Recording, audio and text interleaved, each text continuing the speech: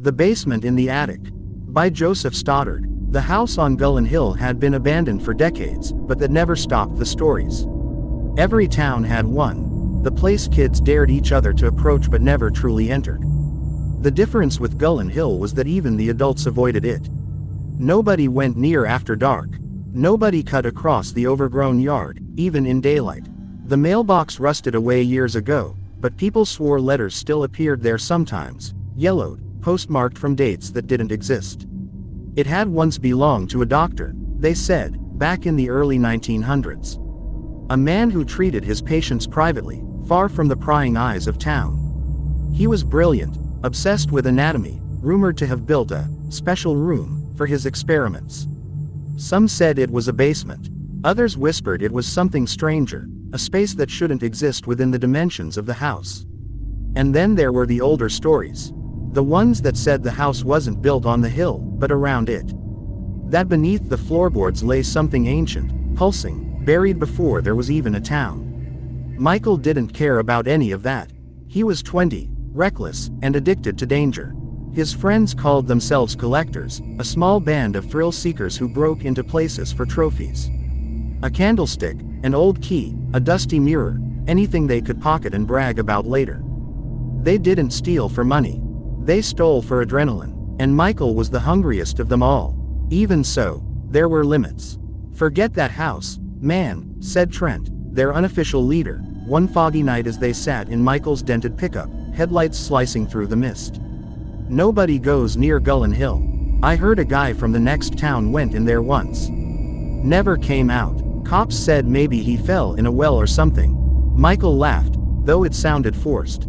"A well? In a house with no basement?"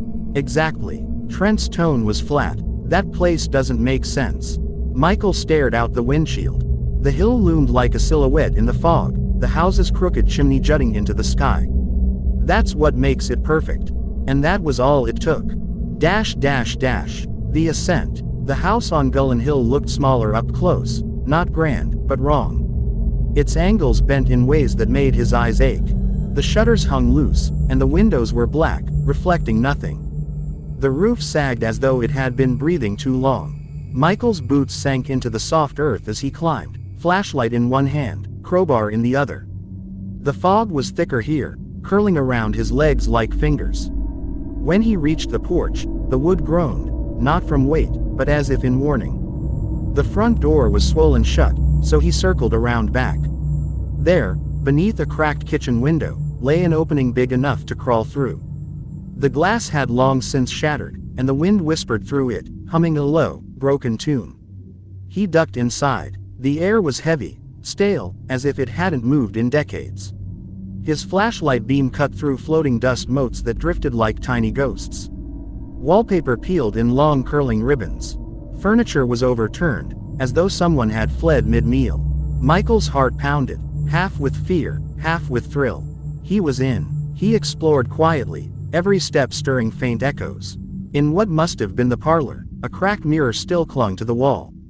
His reflection wavered in it, distorted, the glass flexing slightly, though he wasn't moving. He stepped closer. The reflection's mouth twitched. He turned away. The floorboards creaked louder now, shifting as if something beneath the house moved with him.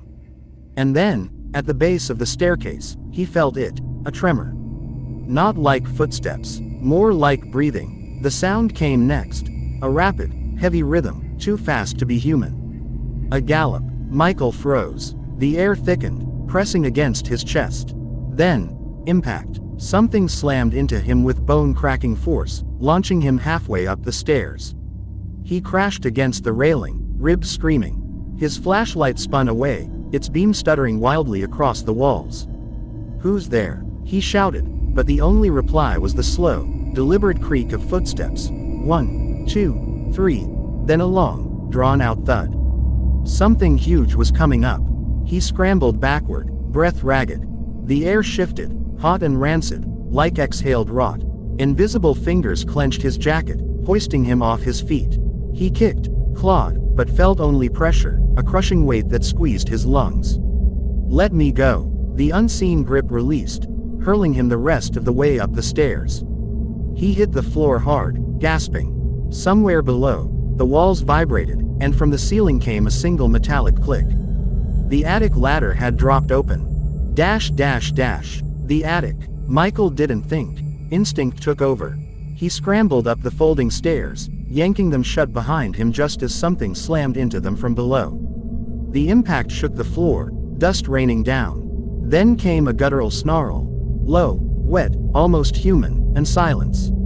He waited, trembling. The house creaked. The silence stretched too long. Finally, he turned on his flashlight. The attic looked untouched by time. A child's crib stood in one corner, its bars rusted to orange. Boxes overflowed with brittle newspapers and sepia photos so faded the faces were only pale ovals. Old furniture leaned against the walls like corpses propped for a funeral. But under all the dust was a faint smell, not decay. Iron. Blood. Michael's throat tightened. He edged toward the small attic window, hoping for escape, but the glass wouldn't move. He pressed harder. The frame didn't even rattle. It wasn't glass at all, he realized, just a solid surface painted to look like it. That's when he noticed the dumbwaiter.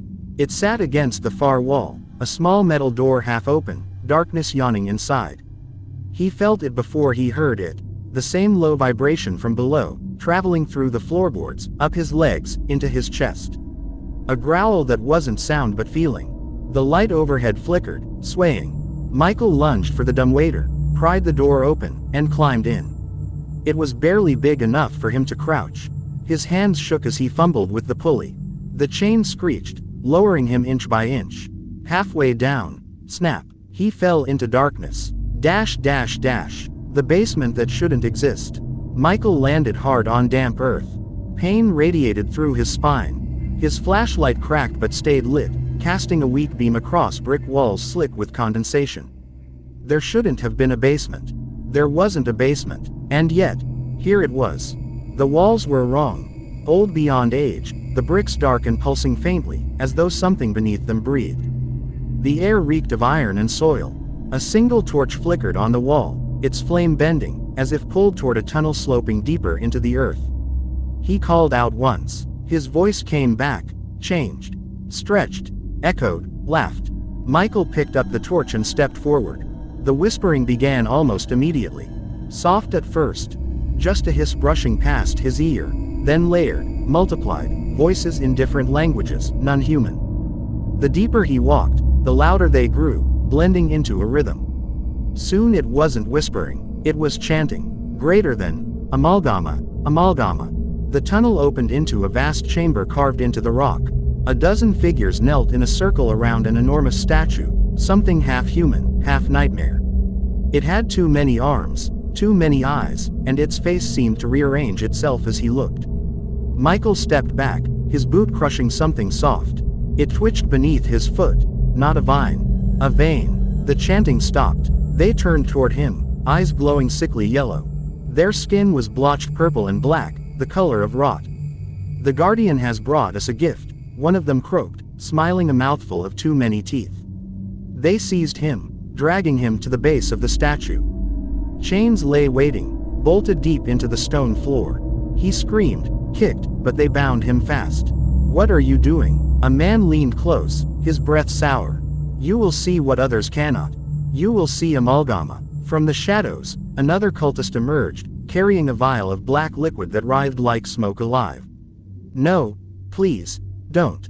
They forced it down his throat. It burned cold, then hot, crawling through his body like molten metal. His veins glowed faintly through his skin. The voices swelled in his head, laughing, singing. His vision split open, and he saw it. Dash dash dash. The Guardian. The air shimmered. From the space before him, the invisible force took shape, a towering thing of angles and motion that made no sense to human eyes. Its limbs bent both ways, its skin slick and black, shifting with inner light. Its face peeled open like a flower, revealing teeth that whispered. The cultists knelt, ecstatic. No, one said reverently. Amalgama wants this one alive. The creature tilted its head, curious, almost gentle, then raised a bone blade hand and slit its own wrist. Thick black ichor poured out, splattering over Michael's chest. The ground beneath him began to glow, the stone liquefying into swirling fire. Chains snapped, One by one, the air roaring with heat and voices. The cultists screamed in joy, chanting louder. Greater than. Amalgama, Amalgama, our master awakens. Michael's body arched in agony. His eyes rolled back. The last thing he saw was the creature leaning close, whispering directly into his mind. Greater than. Welcome home. And then he fell. Down. Past earth. Past stone. Past the bones of the hill itself. Down into the basement beneath the attic.